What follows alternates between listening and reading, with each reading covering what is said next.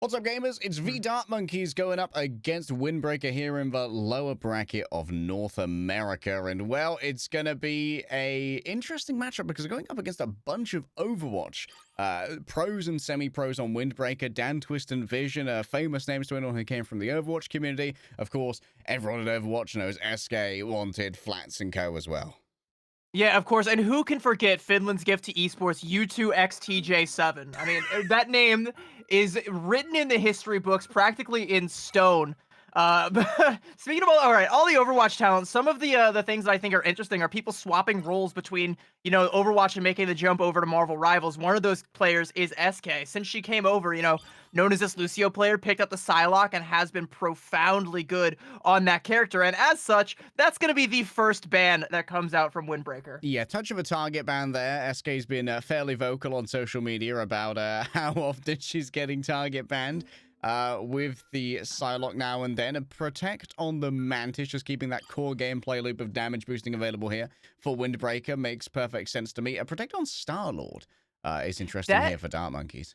That tracks because Rigsychu is a very well-known Star-Lord player. I actually found out some tech where you can animation cancel the ultimate ability and has put that out on Twitter for everyone to try and see if they can match it up. Hopefully their PCs have the FPS to keep up, because I imagine that's what Rigsychu is probably going to be pulling out here. If you can't run the Psylocke, you run the other, pesky DPS that's always in your backline, always in the sky practically. A fly that you just can never quite swat. Wow, the self-ban on Adam Warlock when you're going to be playing both Mantis and Star-Lord is very interesting. Like, usually that triple team-up, one of the more popular ones in America, Nightmare have used it to great effect so far in all of their pro engagements. Just having 3 self-resurrections, it turns out, is pretty good when you're worried about picks. Of course, Hawkeye is available on the table right now, which some might find worrying. A Winter Soldier ban is also a bit curious. Yeah, but going back to that Adam Warlock ban, no cocoons. They've really cucked their own cocoons here. Like, no extra reses here, especially, with the Adam Warlock, you're not going to get those reses.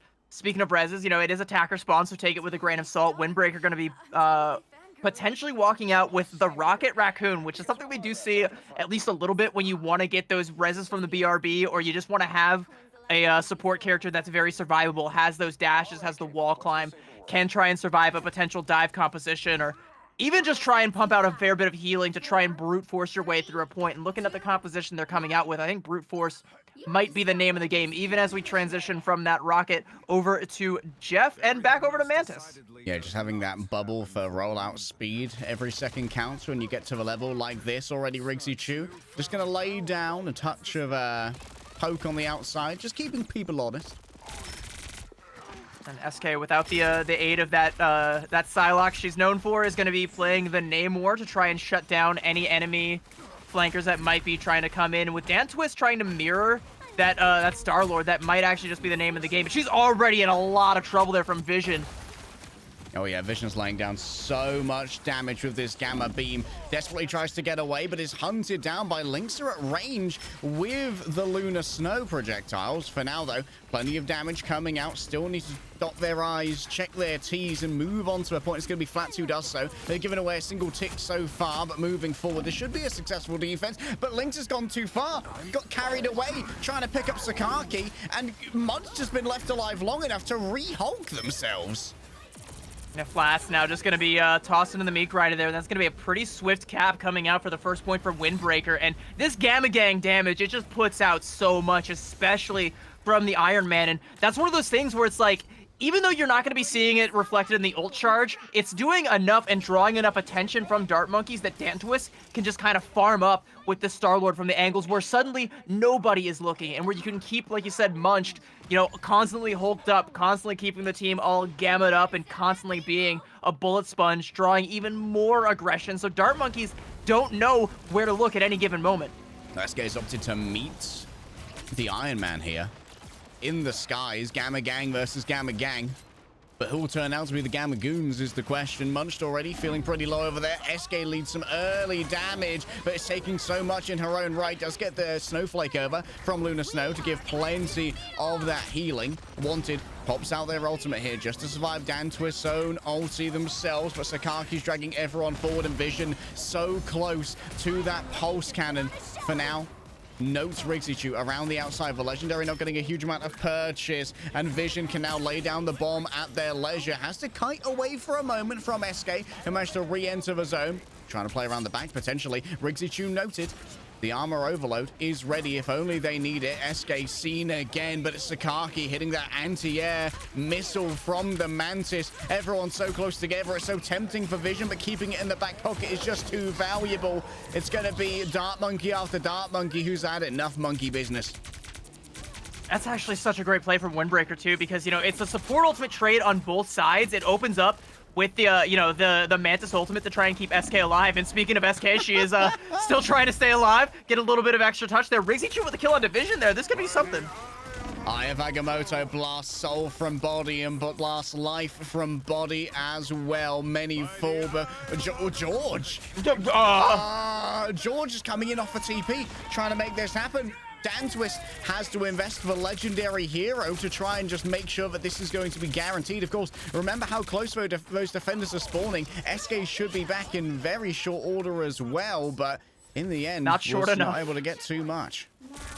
Yeah, I'm wondering about that ult that comes out from Gieorge there. That's that Eye of Agamotto definitely was not seen clearly in that one. I mean, you use that ultimate, which is a strong stun ability, like a fight-winning ultimate if you can get it at the right moment. That was, I can say clearly, not the right moment. Oh, Vision spent too long looking to try and break down some of that cover with the beam and was punished for it. Wanted exchanges in a quick duel as Sakura in the fog manages to get found out. An attempt at a grab onto Eskay here from Munch. Missing again, has to go into Monster Hulk mode. Instantly slept, send out a clap. That's a lot of damage that I see on the UI as they move in towards the back line, trying to smash down all the competition, but the burst is good from Dartmonkeys and the punish is better. Yeah, a lot of damage comes out from Eskay there with that gamma charged beam, and that's something that like Windbreaker was just not ready for. And I don't know if they're going to be ready for this ult economy, because we got a lot of ults coming up on both sides. You've got both support ultimates for Dartmonkeys that can really make this fight last a long time. And speaking of, you're also going to be able to have flats build up the ultimate as well.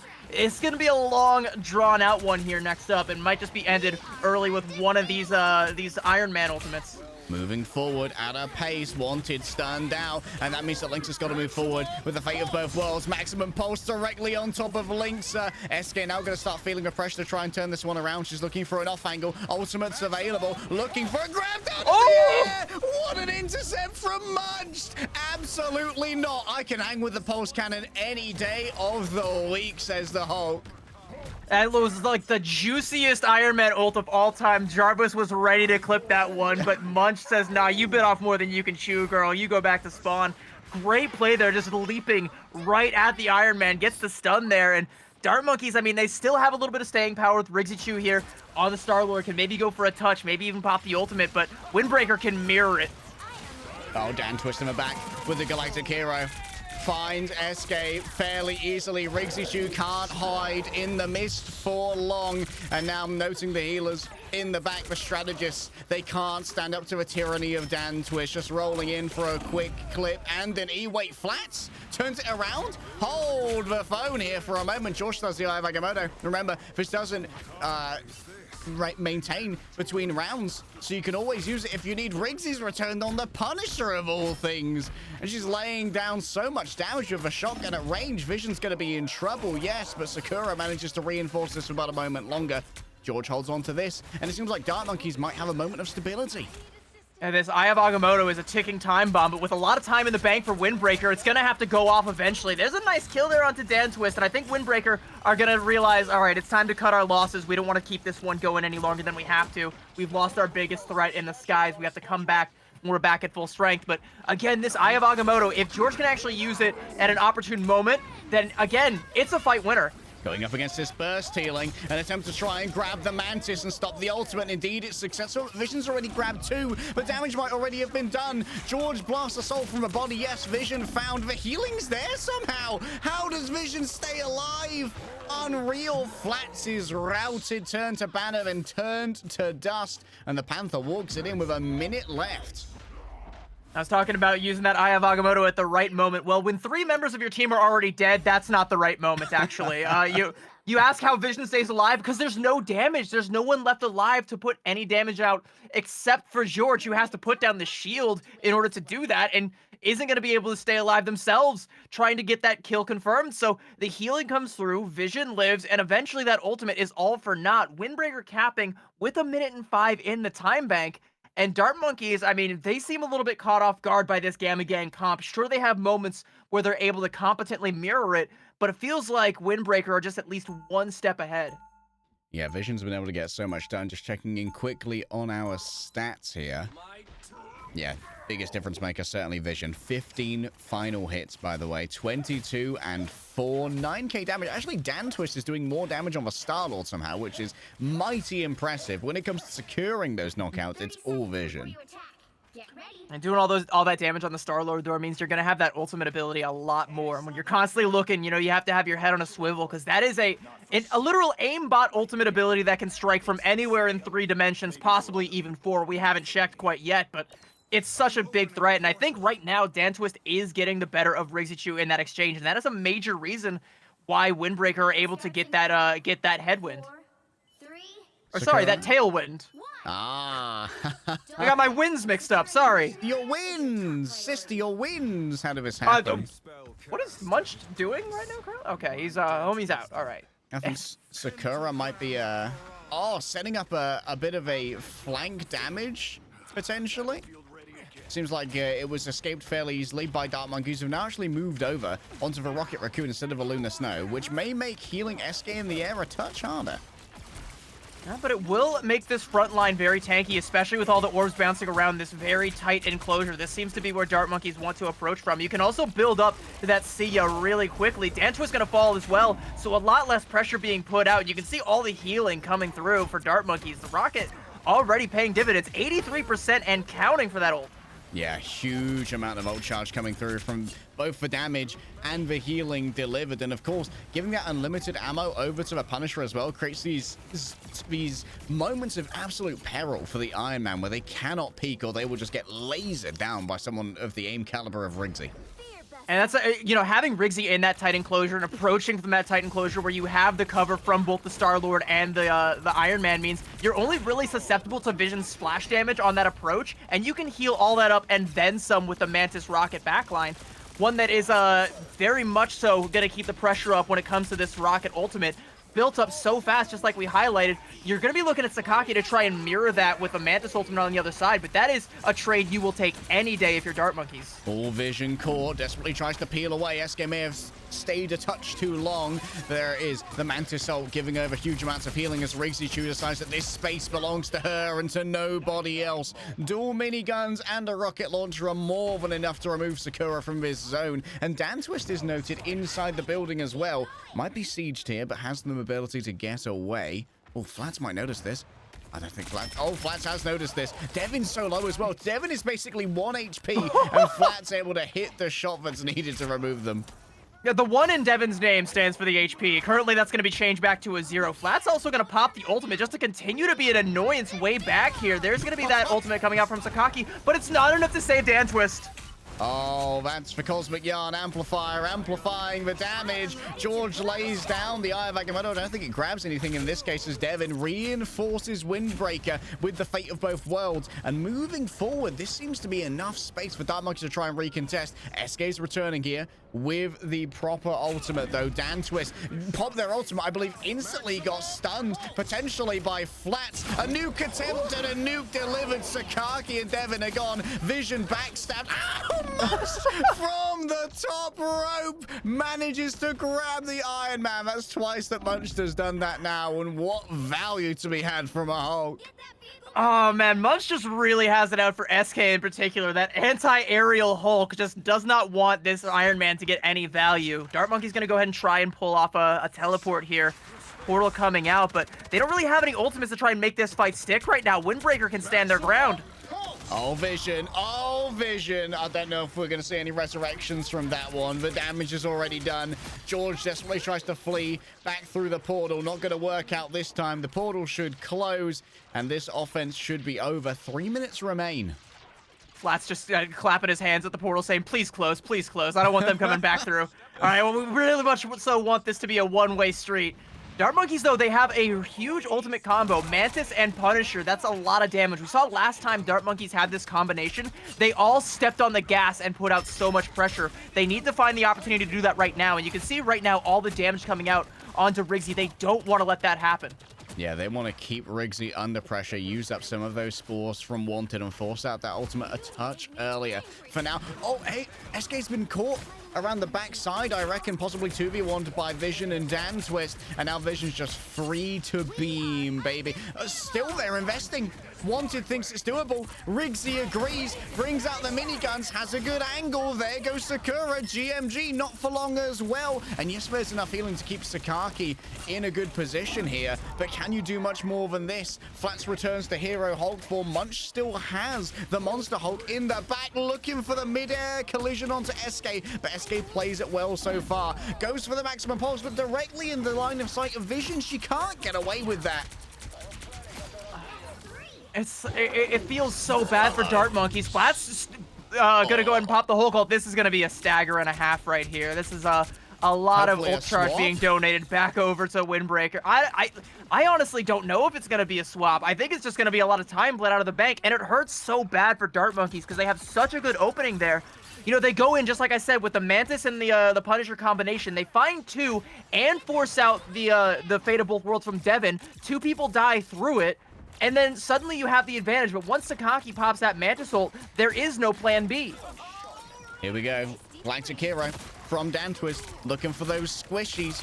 Not finding them too readily available right now. Rigsychu's out too far. Sakura's going to grab the final blow on that one. And even more has been taken away when it comes to the space. Sakura, I think, managed to get a little bit too deep off the back of looking for a fat ultimate. Was unable to catch it in this case. Vision noted up towards the top. Might have to just run away as quickly as possible from Eskay, who instead is going after Dan Twist instead, who's been beaten down by Riggsy and Flats in tandem. But it's a messy fight that's all over the place. The juggles here from Munch are kind of crazy. The fight is all over the place except for where it needs to be, which is on the cart, and that's where Windbreaker are portaling right now. They're going to go ahead and stand their ground once again. Eskay is going to go ahead and find that kill there onto Munch at the tail end there, but Vision has the pulse.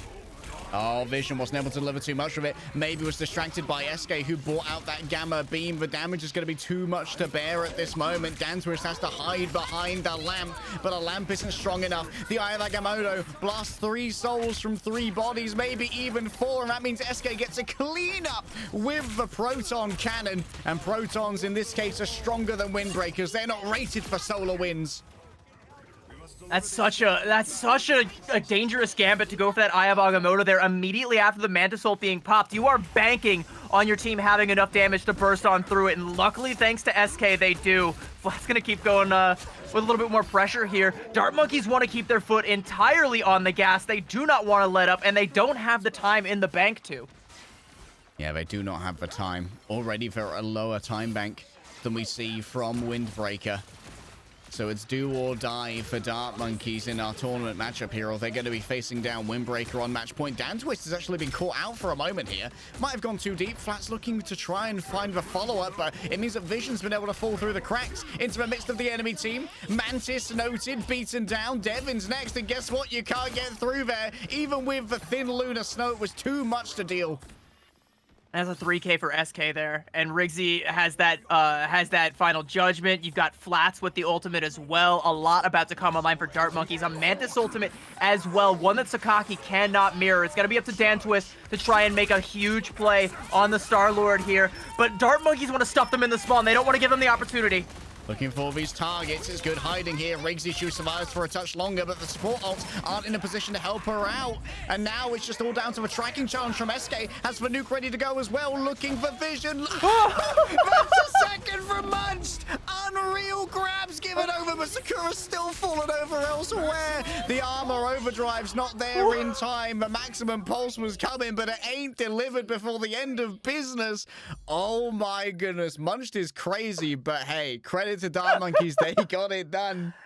I think no matter what happens, Munch is by a country mile the MVP for this map, but despite the heroic plays on the banner there, it's not enough. You stuff Eskay, but just can't stuff the rest of the cavalry, and Dartmonkeys able to inch their way to the finish line there, but Not with as much time in the bank. They're only going to have a minute to try and make something stick, go for a crazy overtime push. And what they're hovering over right now is they're going to be on the attack to start things off is exactly what we saw. You're going to try and play this Rocket Raccoon combination with the Punisher and go through that tight corridor again where you're protected from these aerial DPS characters and you only really have to worry about whoever tries to step up to you and your whole crew. You know, credit to Flats is doing some very respectable damage right now on the Hulk, actually managing to outdamage Munched, who's playing more of a kind of disruptor of Eskay role. I think Flats is doing a lot more to kind of attack that backline and keep Sakura under constant pressure. Flats is also outdamaging Eskay by precisely 25 damage, so that's pretty cool. Keep up, Eskay. Come on. Chop, chop. But what a disappointment, right? I don't know how she'll recover from this. I think pretty nicely. She's been doing phenomenal on the Iron Man. You can ban the Psylocke, but you can't ban the talent that she brings to the table on just about every DPS hero so far. She has put a lot of time into this game to learn just about every damage hero she finds even a little bit interesting. Granted, yeah, most of it's on the Psylocke, but it wasn't all for naught. Certainly not. Once again, opting into a Punisher here, alongside the Rocket Raccoon, the Relay Beacon as well, to make sure that there will be that resurrection available. If any mistakes are made, Gieorge is already stunned, so it's not going to be a forthcoming shield too early, and Munch is going to have to be scared now, running away from that. Oh my goodness, it's laser time. Rigsychu's at her most dangerous as the ammo dispenser's given over, and everyone's forced to just jump into cover at their own behest. Look at the ult charge that's going to be continually cranking up for LinkZr. Not for Eskay, though, because once again, Munched has her exact location. Would you like to give Munched your location? No! Disable cookies! Revoke privileges! Well, she's able to get res courtesy of the BRB from LinkZr, but Flats is not going to have that utility available, so Homie is done and dusted. And Dartmonkeys just need to try and get on the point, but I don't think there's enough bodies to make it stick. We're going to see a portal come out from Gieorge here, but it might be too little too late. Flats going to pop the ult to try and stay, but no one can get on the point, and Dartmonkeys fail to get any capture progress, and once again, it's Munched that just stuffs it. Bro is crazy when it comes to his mid-air intercepts on the Hulk. Like, Eskay's evasive, but Munched is a surface-to-air missile, bro. And like, you know, if you're Dartmonkeys, like, what do you do? Like, you know, obviously you try to have to mirror this game again because you can't just give up that advantage to Windbreaker for the entire time. But you're seeing like it's not straight up a Hulk gap. It's just Munched is doing one specific thing that Flats is not, and it's not something that a Hulk is even supposed to do, right? Like, that's not your job. He's up there. I'm down here. What am I supposed to do about it? But Munch says, no, all right, modern problems require modern solutions. I got the spring-loaded feet. I'll take this one. Or ancient solutions, some might say. Jumping is a technology we've had for a while. I think that was discovered after the wheel, personally. Ah, yeah. First wheel, then jumping. That's basically human history in a nutshell. I wonder if we're going to see any TP plays. We haven't actually seen much in the way of early teleporter plays here from our teams. Windbreaker have a lot more time to try and deal with, but of course with 2 minutes you only get 1 TP over the course of this, and we saw Gieorge saving it on the side of Dartmonkeys for that recontest at the end rather than for an early positional advantage. Although I think it can work in tandem with something like Gieorge is going for the portal. He's going for the portal play to try and knock them off the map. Or maybe a bit of scouting as well. Just following around all of these players. Of course, noting the location of vision is going to be very important for Eskay taking this early fight. Eskay not going to opt into the off angle for now. Instead, just going to try and pressure Dantwist. Too close to Munch for comfort and for my liking.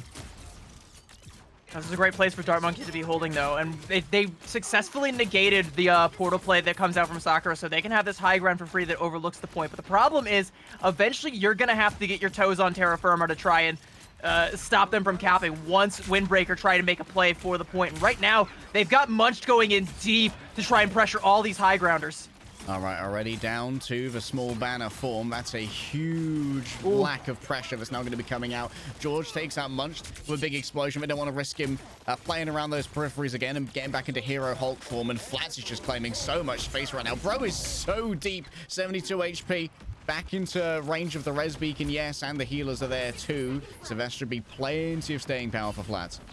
The Flats is straight up just playing his own game, and he knows, by the way, with that Rocket BRB on the field, he's got a second lease on life if he wants to go in extra deep, and that's precisely what he's doing, and it's sowing so much chaos that Windbreaker just can't get that forward momentum that they need to get on point. We're now under a minute, 40 seconds and counting, and Windbreaker have yet to make anything stick, and they've also yet to fully dispatch anyone from the side of Dartmonkeys, though Eskay comes real close.